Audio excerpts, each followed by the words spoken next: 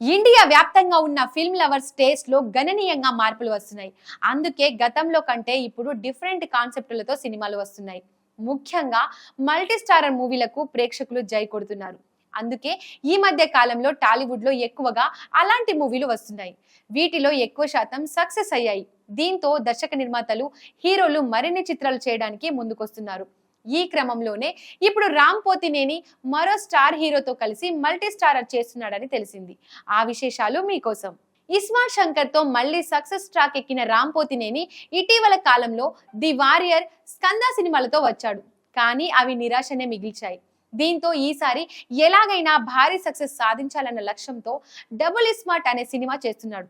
ఇప్పటికే షూట్ పూర్తి చేసుకున్న ఈ చిత్రం ఆగస్టు 15న ఆడియన్స్ ముందుకు రాబోతుంది.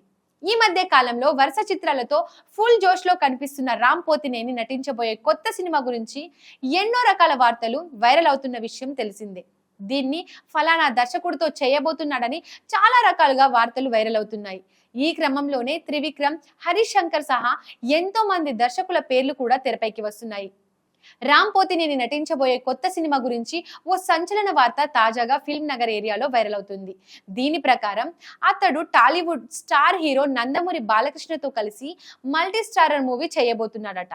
త్వరలోనే దీనికి సంబంధించిన అధికారిక ప్రకటన రాబోతుందని తెలిసింది.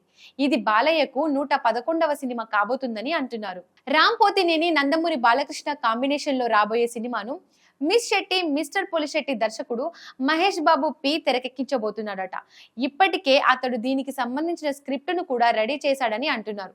ఇప్పటికే ఈ కథను రామ్ పోతినేనికి వినిపించాడని, త్వరలోనే బాలయ్యతో కూడా సమావేశం అవ్వబోతున్నాడని తెలిసింది. నందమూరి బాలకృష్ణ, రామ్ పోతినేని కాంబినేషన్ లో మహేష్ బాబు పి తెరకెక్కించబోయే సినిమాను మైత్రి మూవీ మేకర్స్ సంస్థ నిర్మించబోతుందని కూడా తెలిసింది.